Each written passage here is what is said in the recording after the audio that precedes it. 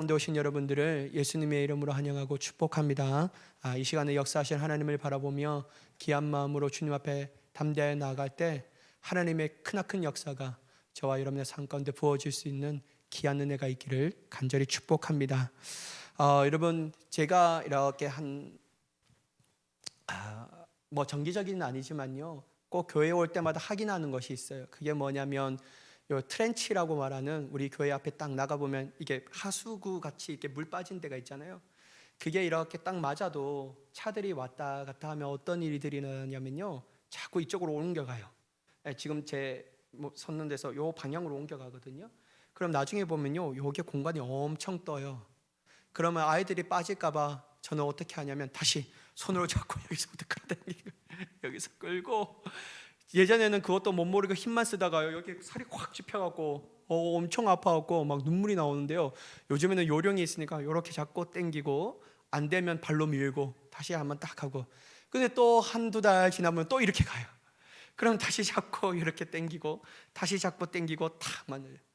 제가 그걸 하면서요 느꼈던 게 있어요. 뭐냐면요, 우리의 신앙도 정기적으로 점검을 받아야 한다는 거예요. 우리는 자꾸만 이쪽으로 가려고 해요. 왜냐하면 세상이 너무 땡기는 힘이 강하니까 잠깐만 우리의 삶이 막 이렇게 가려고 해요. 그럴 때마다 우리가 해야 될 것은 뭐냐면요, 성령의 역사로 다시 제자리로 잡아가는 거예요.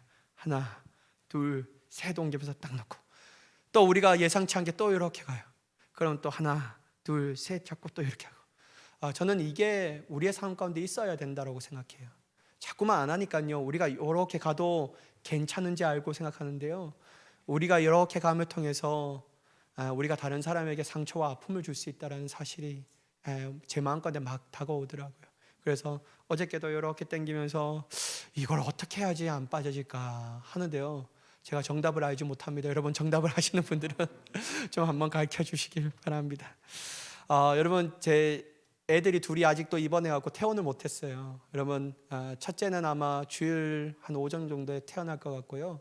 둘째는 인플루엔자 바이러스라 그러더라고요. 이게 기침이 엄청 심하게 하는 게 바로 있었는데, 오늘 보니까 약간 더 진행됐고 좀 하는데요. 여러분, 우리 둘째를 위해서 좀 많이 기도해 주시고요. 그래서 저희 아내는 아마 이번 주에 못 올 것 같아요. 그래서 계속 하는데, 여러분 아이들의 건강을 위해서, 또한 여러분들의 자녀들의 건강이 항상 있기를 간절히 축복합니다. 여러분, 우리가 계속해서 이제 요한계시록의 말씀을 보고 있습니다. 1절의 말씀을 보면, 여러분 1절의 말씀은 우리가 저번 주에 봤던 말씀처럼 새 하늘과 새 땅이 나와요. 그리고 뭐라고 얘기하냐면요, 처음 하늘과 처음 땅은 없어졌고 또 뭐가 없어졌다고요? 바다도 없어졌더라 라고 얘기해요. 여러분, 사도 요한은 무엇을 보냐면요, 새 하늘과 새 땅을 본다라고 얘기해요. 하나님의 암상 가운데 이제 결론 부분에 나가는데, 결론적으로 주님이 보여주시는 게 뭐냐면 새 하늘과 새 땅이라는 거예요. 여러분, 이것은 어떤 의미가 가지고 있냐면요, 최후의 심판 후에 새로운 질서가 시작되었다라는 거예요. 새로운 질서가 잡혀갔다라는 것이죠. 그리고 여러분, 특별히 사도 요한은 처음 하늘과 처음 땅은 없어졌는데, 그러면 새 하늘과 새 땅은 있어요.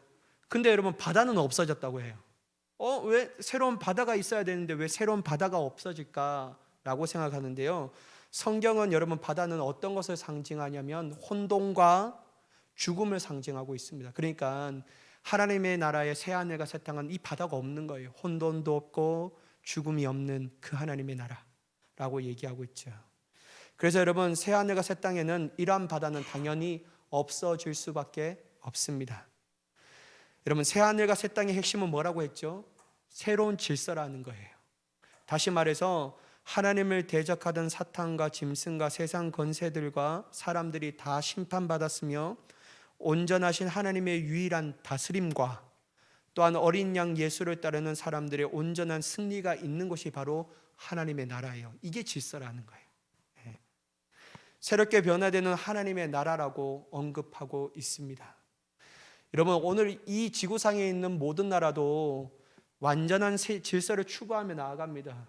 근데 여러분, 완전한 질서가 이루어질까요? 절대로 불가능하다는 거예요. 여러분, 인간이 다스리는 나라는 완전한 질서가 없어요. 여러분, 절대로 이러한 완전한 질서가 없다라고 생각해요. 막 강력한 지도자가 나와도 꼭 이 독재, 정의로운 독재가 많은 사람들보다 낫다라고 말하는 이 철학자도 있는데요. 근데 여러분, 정의로운 독재하는 사람이 나오지만 결국 이 독재가 계속 이어지면 부패함이 넘쳐나게 된다라는 것이죠. 독재들의 말로가 다 그렇습니다. 근데 여러분, 이 세상은 정말로 새로운 질서를 추구하며 나아갈 수 없는 아주 오래전 땅, 정말 세상의 질서가 혼돈되어지며 정말 갈 수 없는 그러한 땅에 살고 있다라는 것이죠. 그래서 여러분, 우리가 바라고 소망하는 나라는 어떤 나라냐면요, 하나님의 나라인 거예요. 하나님의 나라. 다시 말해서 하나님의 세우신 질서가 가득한 나라라고 언급하고 있다라는 것이죠. 그러므로 여러분, 우리는 이 하나님께서 다스리시는 그 나라를 마음에 소망해야 될 줄 믿습니다. 어그러지고 타락하며 공의와 정의가 굽어진 이 나라가 다인 것이냐 생각하면 안 됩니다. 결국 만약에 우리 마음 가운데 이러한 하나님의 나라에 소망이 없다면요, 여러분들 제일 불쌍한 사람들이에요. 정말 불쌍한 사람들이에요. 여러분, 사도 바울은 부활이 없다라고 말하면 그리스도인들이 가장 불쌍한 사람이다. 자기 또한 너무나도 불쌍한 사람이라고 얘기하잖아요. 저는요, 이 부활이 없다라는 것뿐만 아니라 하나님의 나라가 없다라고 믿으면요, 우리는요 너무 불쌍한 사람이에요. 하나님의 나라가 없으면요, 그냥 남아있는 우리가 주어진 이 시간만큼 우리를 위해서 사용해야죠. 먹고 즐기고 마시고 내 인간의 욕정과 인간의 욕심에 충실한 삶을 살아가야죠. 근데 여러분, 저는 하나님의 나라가 있다고 믿어요. 그게 저의 믿음이에요. 그래서 여러분, 세상이 좀 어그러져도, 세상에 말도 되지 않는 일들이 일어나도 저는요 그 일들 때문에 내 마음이 낙심하지 않습니다. 왜냐하면 그 낙심을 이기는 하나님의 나라가 저 안에 소망으로 다가오기 때문이에요. 그래서 여러분, 우리가 단지 이 세상만 살아간다면 불쌍한 자이지만요, 결단코 세상 사람들은 우리를 보면서 저렇게 해서 뭐 하겠노 라고 얘기하지만 그 사람들이 말했던 그 우리를 향한 결론과 우리를 향한 뜻이 결국엔 틀려요. 누가 맞냐면요, 우리가 맞는 거예요.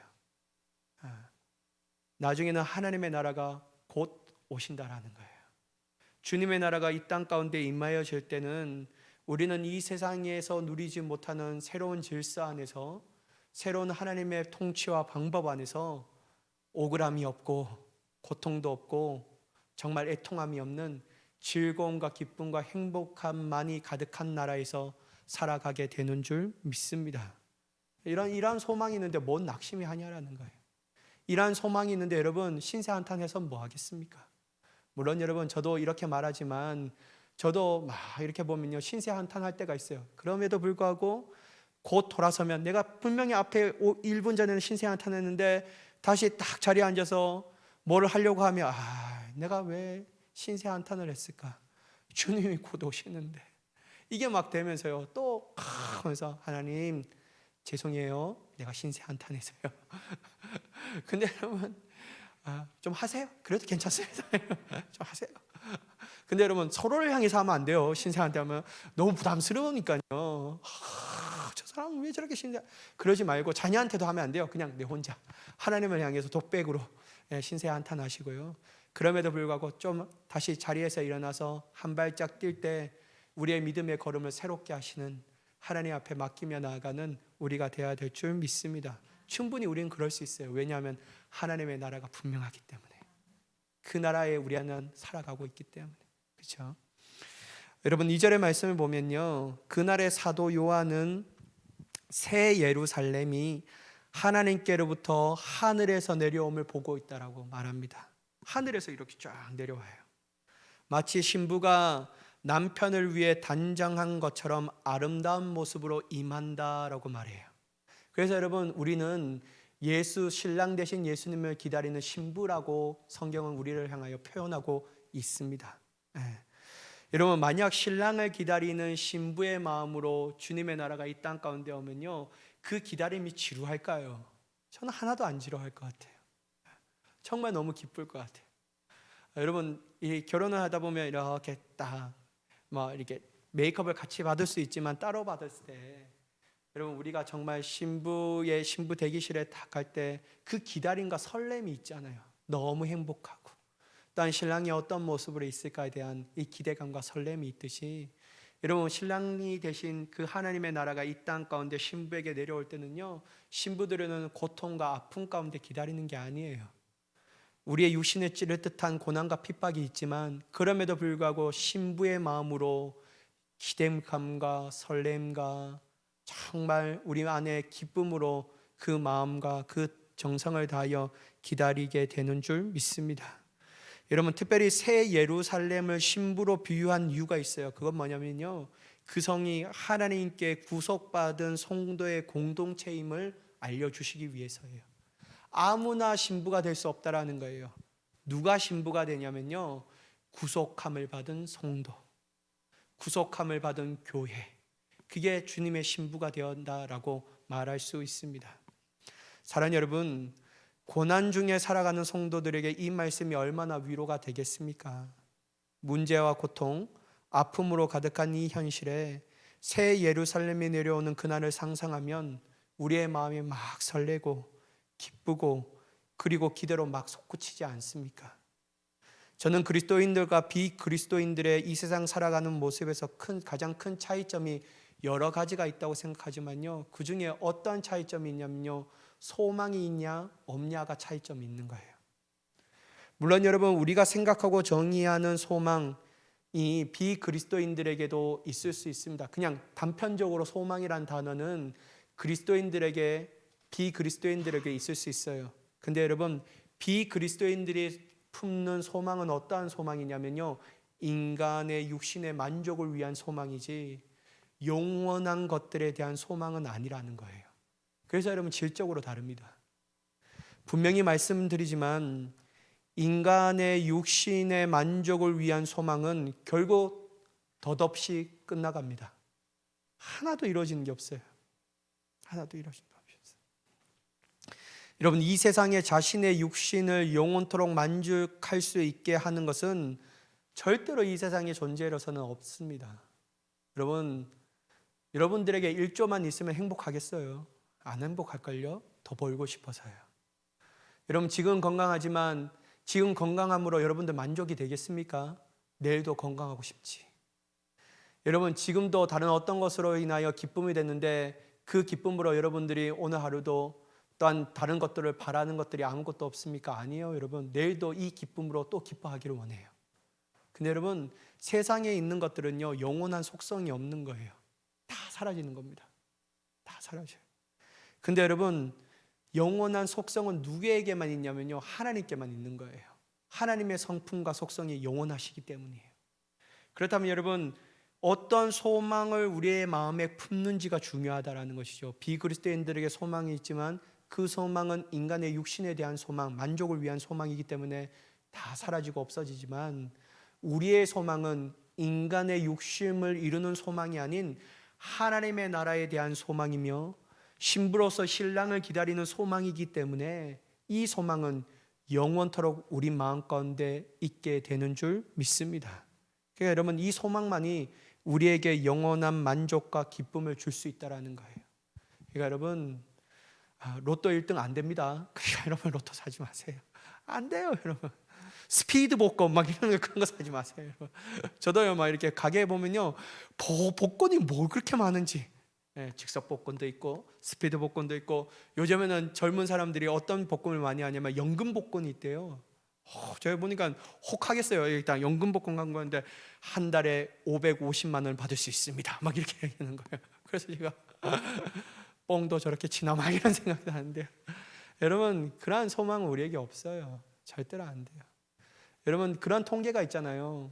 로또 1등 당하면 행복해질 것 같지만 대부분 로또 1등 당한 사람, 당첨됐던 그들의 인생의 말로를 보면요, 너무 형편없어요. 왜냐하면 여러분, 하나님의 법칙이 아니기 때문이에요. 땀 흘려 수고하는 자가 먹을 것이라는 거예요. 거저 먹는 건 없습니다. 제가 예전에 웃으면서 말씀드렸잖아요.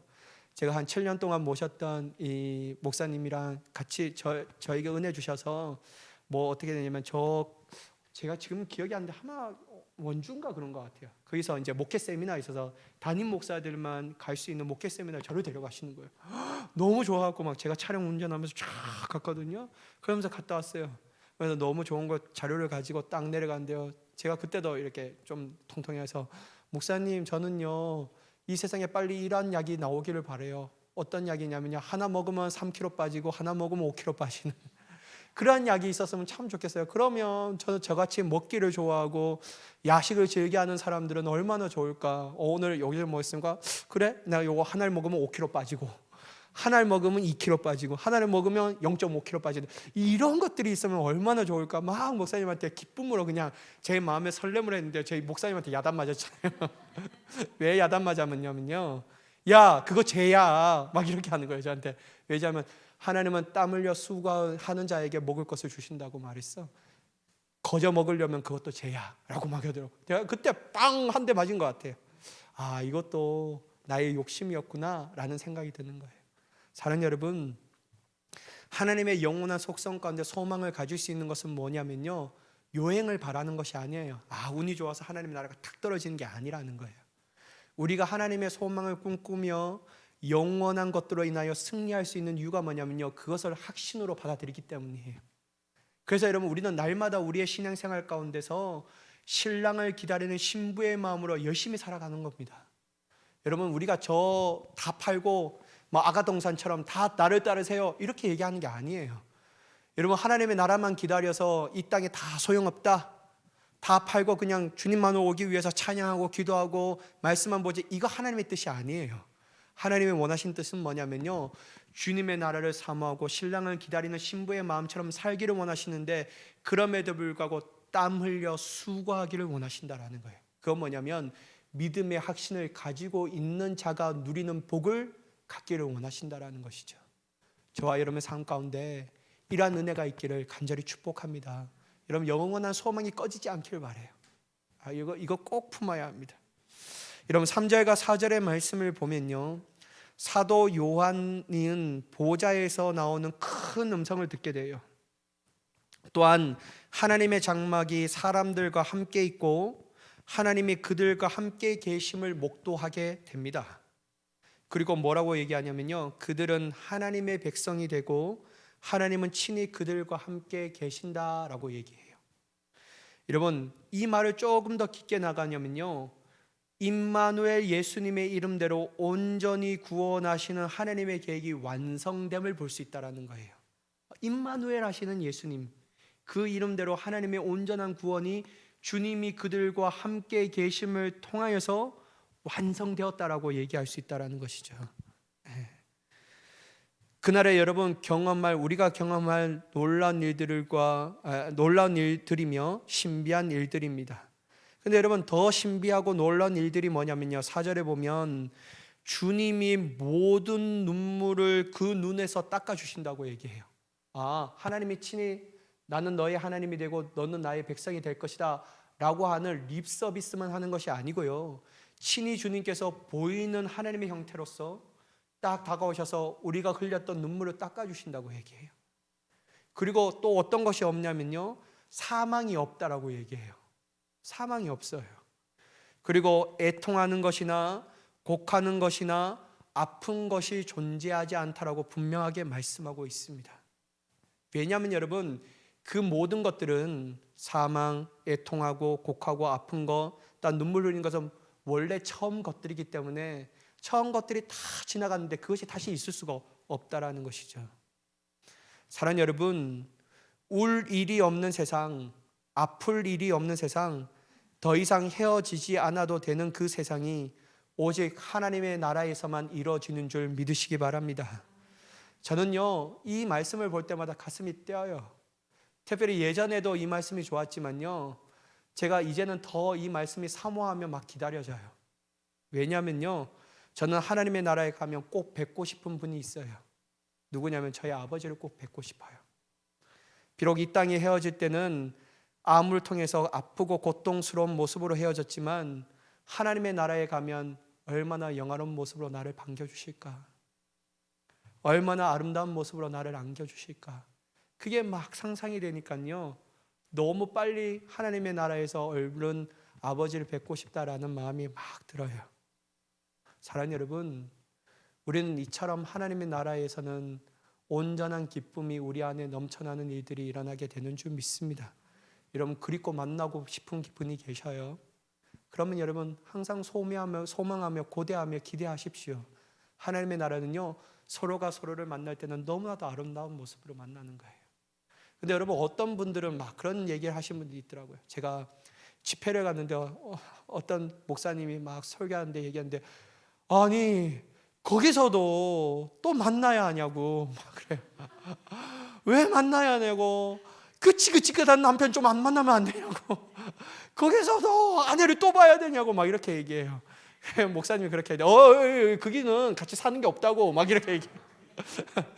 거기는 같이 사는 게 없고, 아이고 거기는 말도 지질이 안 드는 자녀들 때문에 고통하는 일이 없다고 막 이래요. 같이 사는 게 아니래요. 다 독립적인 모습으로, 개체적인 모습으로 하나님과 함께 지낸다라는 거예요. 근데 여러분 그때는요, 내가 저희가 이게 아니고요, 너무나도 아름다운 모습으로 배웠게 된다라는 것이죠. 저는 꼭 그래야 돼요. 왜냐하면요, 저는 우리 아버지의 마지막에 이게 막 복수가 차셔갖고 너무 아파하시고 힘들어하는 모습을 봤기 때문에 그런 모습으로 만나면 너무 고통스러워요. 저는 참 이상하죠. 왜냐하면 제가 아버지를 꿈을 잘 안 꾸는데 2번 꿨는데요, 2번 다 아픈 모습으로 나한테 왔어요. 진짜 진짜 막 마음 깼는데 너무 속상한 거예요. 좀 이제는 아프지 않는 모습으로 좀 오시면 나를 만나주시면 참 좋을 건데. 그런데요, 오늘 이 말씀을 준비하다가 그래, 하나님의 나라는 그런 거 없지. 하나님의 나라는 기쁜 마음이야. 서로에게 행복한 마음으로 봐. 원수 같은 사람도 친구로 변하는 것이 바로 하나님의 나라이고, 정말 하나님의 온전한 기쁨과 즐거움과 행복만이 누리는 나라야. 그럼 여러분 하나님 나라에 가서는 싸우는 게 없어요. 그러니까 여러분, 저 원수 같은 놈도 왔나 이렇게 생각하지 마시고, 원수 같은 나도 왔는데 주님이 얼마나 이곳 가운데 얼마나 기쁜 마음으로 나를 대해 주시는가, 그 마음으로 우리가 주님 앞에 가까이 나아가기를 간절히 축복합니다. 여러분 5절의 말씀을 보면 보좌에 계신 주님이 다시 말씀하셔요. 뭐라고 얘기하시냐면요, 보라 내가 만물을 새롭게 하노라. 이 말씀이 신실하고 참되니 기록하라 라고 특별히 말씀하십니다. 신실하고 참되신 증인, 하나님의 창조의 처음이신 예수님은 어제나 오늘이나 영원히 오직 그분의 말씀으로 만물을 새롭게 하십니다. 그리고 여러분 우리 또한 날마다 새롭게 되는 줄 믿습니다. 우리의 영을 특별히 하나님께서 새롭게 하신다라는 거예요. 날마다 하나님께서 원하시는 모습으로 더욱더 새롭게 하실 줄 믿습니다. 그래서 여러분 우리는 늘 날마다 새로운 삶으로 살아가는 거예요. 어제와 다른 오늘의 나, 오늘과 다른 내일의 나. 왜냐하면 하나님의 놀라운 새롭게 역사하신 그 은혜는 우리가 상상할 수 없는 기쁨이잖아요. 저는 이 말씀을 볼 때 물론 하나님의 나라에서 마지막 때 만물이 다 새롭게 된다라고 말씀하시지만, 물론 미래형으로도 쓰여져 있지만 현재형으로도 주님이 그렇게 얘기하시는 거예요. 내가 너를 새롭게 하겠다라고 하는. 여러분 우리는 새로운 존재가 되어야 합니다. 어제보다 못한 내가 아니라 어제보다는 나은 나, 오늘보다는 더 나은 내일. 여러분 더 낫다라는 것은 우리의 삶이 편안해졌다라는 게 아니라 어제보다는 주님을 조금 더 닮아가는 삶, 오늘보다는 내일이 주님을 더욱 닮아가는 삶. 얼마나 그 은혜가 나에게 다가오는 임팩트가 얼마나 다른지 주님 감사합니다라고 고백할 수 있는, 만물과 특별히 우리의 영혼을 새롭게 하시는 하나님의 말씀을 기억하며 나아가는 자가 되기를 바랍니다. 그래서 여러분 우리는 주님의 말씀을 읽고 듣고 지켜야 합니다. 그게 복이라는 거예요. 읽고 듣고 지키는 자에게 복이 있다라고 말씀하셔요. 그 복은 하나님 안에 있는 한, 예수 그리스도 안에 있는 한 절대로 끊어지지 아니하는 복이라고 할 수 있습니다.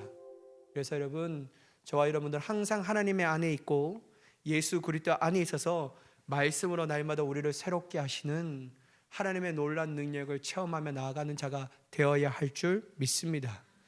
여러분 한번 집에 가셔서요, 사도 바울이 썼던 서신서를 쫙 한번 보세요. 저는 이게 전에는 그런 게 못 봤지만요, 은혜 받고 딱 사도 바울의 서신서를 딱 보는데요, 사도 바울의 문체적 특징이 뭐냐면요, 예수 그리스도 안에 있는 자는 결코 정죄함이 없다. 하나님의 안에 있는 자. 늘 유독스럽게요, 안에 있다라는 표현을 엄청 많이 써요. 그게 뭐냐면요, 사도 바울의 머릿속에는 그걸 믿는 사람들의 수신자를 향하여 편지를 썼잖아요. 그러면 예수 그리스도 안에 있는 자와 밖에 있는 자가 있다라고 생각한 거예요. 그렇다면 하나님의 복은 누가 누리게 되냐면 예수 그리스도 안에 있는 자만이 누릴 수 있다라는 것이죠. 안에 있다라는 것은 뭐냐면 하나님의 말씀으로 내 삶을 새롭게 하는 자, 그게 곧 복이라고 얘기한다라는 것이죠. 사랑하는 여러분, 저와 여러분의 삶이 안에 있는 자로서 하나님의 말씀의 복을 충만하게 받을 수 있는 저와 여러분이 되기를 예수님의 이름으로 간절히 축복합니다. 7절의 말씀인데요, 마지막 죄송합니다. 6절의 말씀이죠. 6절의 말씀을 보시면 주님은 다시 요한을 향해 말씀하십니다. 뭐라고 했냐면요, 6절에 보면 내가 말씀하시되 이루었도다 라고 말씀하셔요. 여러분, 이루었도다라고 말하면 누가 생각나십니까? 저는 예수님께서 십자가 위에서 마지막 숨 넘어가시기 전에 하셨던 말씀이 생각나요. 다 이루었도다. 십자가 최후에 선포하셨던 말씀이 다시 한번 마지막 날에 선포되고 있음을 볼 수 있습니다. 물론 요한복음에 기록된 말씀과 단어는 다르지만 뜻은 같고 더 풍성하게 이루어졌음을 볼 수 있다는 것이죠. 여러분, 알파와 오메가 처음과 마지막이신 주님이 약속하신 대로 생명수 샘물을 또한 목마른 자에게 값없이 주신다고 말합니다. 여러분, 우리가 요한복음 4장을 알고 있잖아요. 요한복음 4장은 누가 등장하냐면요, 사마리아 여인이 등장합니다. 그 사마리아에게 여인에게 약속하셨던 그 생수가 부어지게 된다라는 거예요. 또한 요한계시록 7장 17절에 약속이 온전히 이루어지는 것을 마지막 때에 볼 수 있다라는 것이죠. 여러분, 저는 하나님이 참 좋아요. 무턱대고 좋은 게 아니라 왜 좋냐면요, 그냥 하나님 자체도 좋고요, 어떤 하나님이 참 좋으시냐면요, 하나님은 능히 이루고 남으신 분이기 때문에 너무 좋아요.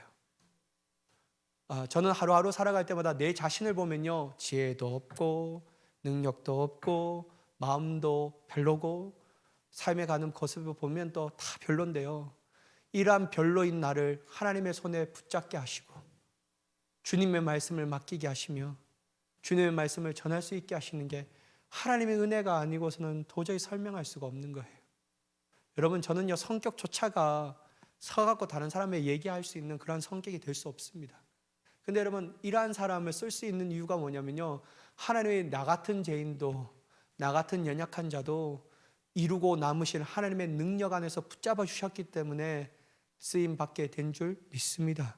여러분, 그러면 우리 또한 전능하신 하나님 참 좋지가 않습니까? 하루하루 나를 나대게 하신 주님, 하루하루 연약한 자를 쓰시고 주님의 강한 손으로 붙드시는 주님, 그 하나님의 강한 손은 천지 창조하신 창조의 능력으로 우리를 붙잡고 계시는데 무엇이 우리에게 부족함이 있겠습니까? 무엇이 우리에게 연약함이 있냐라는 거예요. 사랑하는 여러분, 그래서 하나님이 참 좋으십니다. 하나님의 역사와 성취는요, 실수가 없고 부족함이 없다라는 거예요. 주님이 약속하시고 말씀하신 것이라면요, 악한 인간이 어떤 수를 써서 막을지라도 하나님의 위대한 역사는요, 감히 막을 수가 없습니다. 하나님이 한번 열게 하시면요, 닫을 사람이 없는 거예요. 하나님이 닫으면요, 열 사람이 없는 거예요. 그러니까 여러분, 제가 누누이 말씀드리지만 사람 두려워하지 마세요. 여러분, 저는 여러분의 상황과 환경을 잘 모르겠습니다. 물론 기도 제목을 이렇게 쓰면 이런 분이 이런 것 때문에 참 힘들어 하시는구나 라고 알 수 있지만, 그래서 제가 할 수 있는 것은 뭐냐면요, 내가 무엇을 해줄 수 있는 것이 아무것도 없기 때문에 다만 그 기도의 카드를 들고 요 강단 밑에서 탁 서서 새벽마다 그것을 보면서 읽으면서 기도할 때, 그래 맞다, 나는 아무것도 할 수 없지만 내가 전능하신 하나님을 의지하며 하나님, 사랑하는 당신의 자녀들에게 열면 막을 수 없고 막으면 열 수 없는 하나님의 전능하신 능력으로 역사하여 주시옵소서. 그러면 하나님께서 분명하게 역사하신다라는 거예요. 저는 그거 꼭 믿어요. 그러니까 여러분, 사람들 너무 두려워하지 마세요. 여러분들 안에 믿음으로서 반응하면요, 하나님은 하나님의 시점에 반드시 하나님의 뜻을 이루어 주시는 줄 믿습니다. 하나님의 역사는 감히 막을 수가 없다라는 것이죠. 그러므로 처음과 마지막이신 하나님, 그 은혜를 값없이 주시는 하나님을 향한 우리의 마음을 고정시켜야 한다라는 거예요. 사랑의 마음과 신뢰를 가지고 주님을 바라보며 나아가는 자가 되어야 할 줄 믿습니다. 여러분, 상처 주는 사람 바라보지 마시고 힘든 어려운 상황과 바라보면서, 여러분 그거 백날 바라보면 우리 마음이 편합니까? 안 편하잖아요. 여러분 그 문제를 묵상하면 우리에게 즐거움이 옵니까? 안 오잖아요. 골치 아프잖아요. 힘들잖아요. 무섭고 두렵잖아요. 근데 여러분 상황 바라보지 말고 묵상하지 말고, 특별히 여러분 나를 힘들게 하는 어려운 사람들 더욱더 묵상하지 말고, 누구를 묵상하는 게 훨씬 더 좋냐면요, 전능하신 하나님을 묵상하는 것이 훨씬 더 좋습니다. 그 하나님이 우리에게 역사하실 거니까. 세상 다 사라져도 오직 유일하신 하나님만이 남으니, 그 하나님께서 무에서 유를 창조했던 것처럼 없는 이 상황 가운데서 주님이 역사하시면, 사람이 아무리 실타래를 얽매여도 주님이 푸시면 완전히 풀리신다. 그러니까 여러분 우리가 믿음으로 나아가는 게 훨씬 더 우리에게 좋은 줄 믿습니다. 그냥 주님을 묵상하세요. 여러분 날마다 주님을 묵상하세요. 마지막 7절의 말씀인데요, 여러분 한번 보세요. 이기는 자는 이것들을 상속을 받으리라. 나는 그의 하나님이 되고 그는 내 아들이 되리라. 이 놀라운 선물을 상속받는 자들은 누구라고 얘기하고 있죠? 이기는 자들이라고 얘기하고 있어요. 하나님은 이기는 자들의 하나님이 되시고 이기는 자들은 하나님의 자녀가 아닙니다. 특별히 7 교회에게 주셨던 약속들이 여기서 성취된 거예요. 그러니까 여러분 특정한 사람을 얘기하는 게 아니에요. 여러분 다른 이단들은 여기서 특정한 사람을 가지고 교주의 탁월성과 유일성을 내세우고 있는데요, 하나님 절대로 특정한 사람을 얘기하는 게 아니에요. 이기는 자들이라고 얘기하고 있어요. 복수의 형태로 얘기하고 있어요. 그러니까 여러분 여기서 이기는 자들은 거룩한 신부처럼 신랑을 기다리는 자, 끝까지 고난과 인내와 박해를 이겨내는 자라, 끝까지 믿음을 지켜 하나님 앞에 나아가는 자가 이기는 자들이라는 거예요. 그러면 여러분 우리도 될 수 있는 거예요. 아니, 우리가 이미 되온 거예요. 우리 안에 이미 이 약속이 성취된 겁니다. 그래서 여러분 우리는 이 놀라운 선물을 상속받을 수 있는 유일한 사람인 줄 믿습니다. 그러니까 여러분 우리가 권세가 있겠어요, 없겠어요? 당연히 있죠. 여러분 우리가 권세가 있습니다. 이 약속의 선물을 받은 사람이 권세가 있겠습니까? 아니면 이 약속을 모르고 살아가는 사람들이 권세가 있냐라는 거예요. 여러분 이 권세를 왜 여러분들이 정말 값없이 우리의 손에 들고 있냐라는 거예요. 여러분 이 권세를 가졌으면 이 권세를 가지고 담대하게 나아가야죠. 하나님이 주신 은혜의 자리로 나아가야죠. 주님의 승리의 자리로 나아가야 할 줄 믿습니다. 주님의 약속은 반드시 성취되니까. 여러분 순간의 고통을 피하고 세상의 이익을 취하기 위해 비겁하게 하나님을 부인하는 자들을 위한 그 자리는 절대로 없습니다. 오직 누구에게만 있냐면요, 끝까지 믿음을 지키는 자, 그 사람들에게 예비된 하나님의 복인 줄 믿습니다. 그렇다면 여러분 하나님을 부인하는 자들이 가야 할 곳은 어디일까요? 둘째 사망, 예비되어 둘째 사망인 불과 유황이 타는, 꺼지지 않는 불과 유황이 타는 곳으로 그들은 가게 된다라는 것이죠. 사랑하는 여러분, 제가 드리고 싶은 말씀이 있어요. 저는 요한계시록 할 때까지 어떤 말씀이 우리가 붙잡아야 되냐면요, 끝까지 인내해야 된다라는 거. 이게 절대로 잊지 말아야 합니다. 인내하자. 여러분 신앙의 모토에서 없어서 안 될 주제의 말씀이 뭐냐면 인내하자라는 거예요. 언제 어디 상황 가운데서도 주님을 선택해야 합니다. 여러분 새 하늘과 새 땅에 합당한 예루살렘, 주님의 신부가 되기를 예수님의 이름으로 간절히 축원합니다. 기도하겠습니다. 사랑의 하나님,